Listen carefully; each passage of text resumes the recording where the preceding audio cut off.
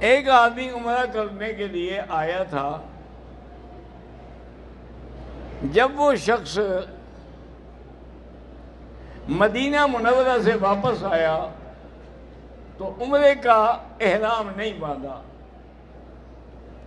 اس نے عمرہ کیا، پاکستان چلا گیا، عمرے کا احرام نہیں باندھا، پھر عمرہ کیا. کیا مطلب؟ بھئی جب پاکستان سے آیا پہلے اس نے عمرہ کیا ہے یا نہیں کیا؟ یہ تو اس کا دوسرا عمرہ ہے مدینہ منورہ سے. پھر احرام باندھا تھا کہ نہیں باندھا تھا؟ بہرحال وہ فوت ہو گیا، اللہ اس کی مغفرت فرمائے.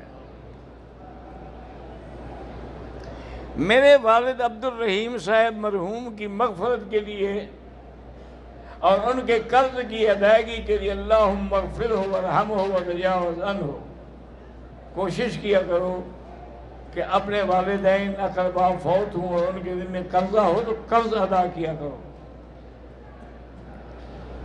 حضور کی خدمت میں جب جنازہ آتا تھا تو حضور پاک پوچھتے تھے حل علیہ دین، اس بندے پر کوئی قرضہ تو نہیں؟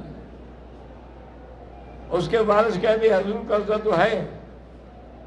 اصل میں ہر طرح کا دینن مالن، اس نے کچھ مال بھی چھوڑا ہے جس سے قرضہ ادا ہو جائے؟ انہوں نے کہا ہاں جی مال بھی چھوڑا ہے. انہوں نے کہا پہلے قرضہ ادا کرو.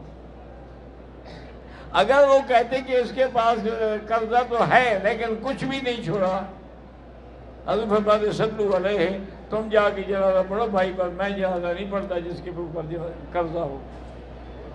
تو وہ حضور کے جنازہ پڑھنے سے بھی معلوم ہو جاتا تھا. اچھا، اللہ کی شان ہے کہ پھر جب اللہ نے فتوحات دی، غنائم آئے، مال بیت المال بھر گیا، تو اب حضور فرماتے تھے کہ جس پر قرضہ ہے اور اس کا کوئی بھرنے والا نہیں، انا مولا لمن لا مولا لہ، اس کا میں ولی ہوں، میں قرضہ ادا کروں گا.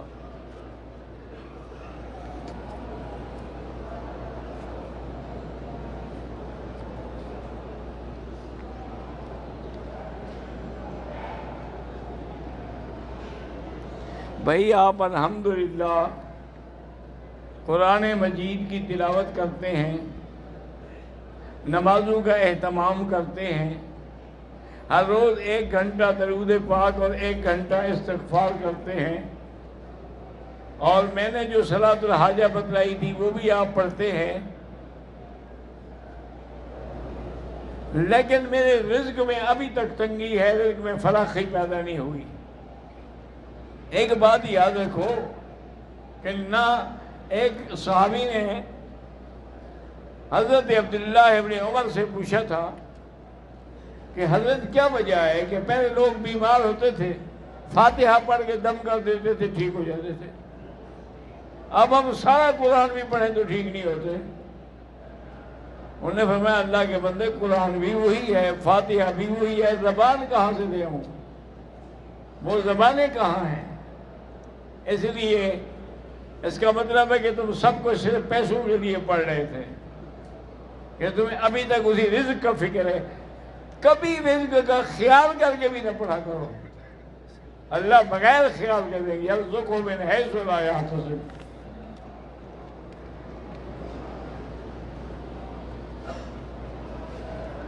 یہ کل بھی آپ نے لکھا تھا شیعہ آباد سے، اللہ اولاد دے.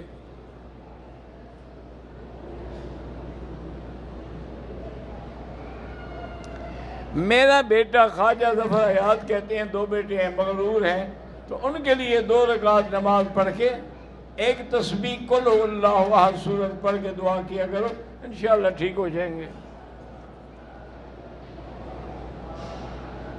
یہ میرے 3 بھائی ہیں جن کی اولاد نہیں ہے، اللہ ان سب کو صاحب اولاد کرے.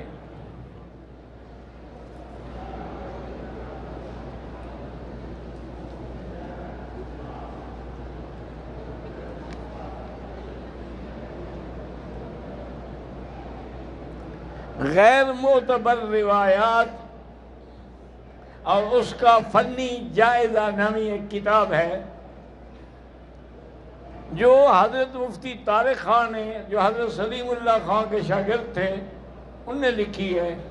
مجھے تو پتہ نہیں، میں نے پڑھی نہیں، میں کیسے بتا سکتا ہوں، لیکن جن بزرگوں کا نام آ رہا ہے اس کا مطلب ہے کہ صحیح بات ہوگی۔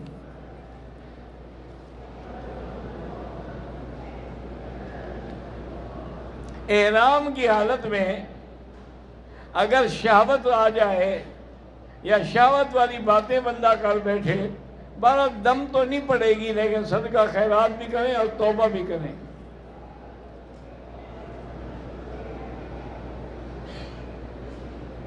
ایک آدمی نے عمرے کا طواف کیا ہے، اس کو پتہ نہیں 4 چکر ہیں یا 3 ہیں، تو بہرحال اسی اندازے سے اس نے پھر کر دیے، کہ ٹھیک ہو گیا۔ میرے چھوٹے بھائی محمد حسیب اللہ، اللہ ان کو بھی اولاد عطا فرمائے،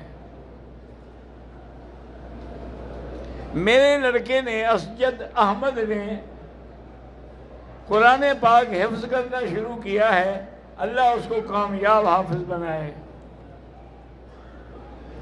کہتے ہیں جی کہ حضرت ابو بکر صدیق رضی اللہ تعالیٰ عنہ کی سنت ہے یہ انگوٹھے چومنا۔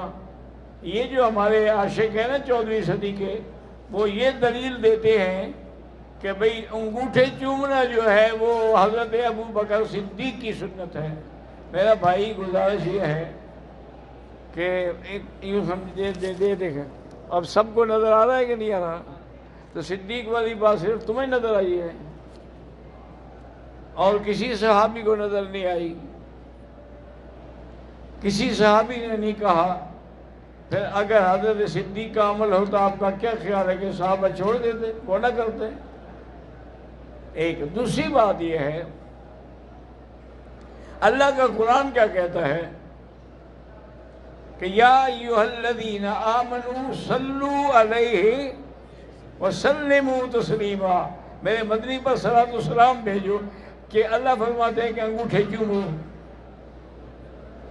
خدا کا خوف کریں، ایسی باتیں کیوں کرتے ہو؟ ہاں پھر تہمت بھی ان کو لگا رہے حضرت ابو بکر صدیق کو، اور وہ بھی کسی کتاب کے حاشیے پہ لکھا ہوا، کتاب میں وہ بھی نہیں ہے۔ انا للہ و انا الیہ۔ نماز کے دوران بیت اللہ کی طرف نہ دیکھیں، سجدے کی جگہ پر دیکھیں۔ خانہ کعبہ کے ساتھ تصویر کھینچنا جائز ہے؟ ہاں جائز ہے، لیکن بہتر ہے کہ نہ کریں۔ یہ باتیں ابھی تو ایک فیشن بن گیا ہے نا، بعد میں یہ بے ادبی بن جائے گی۔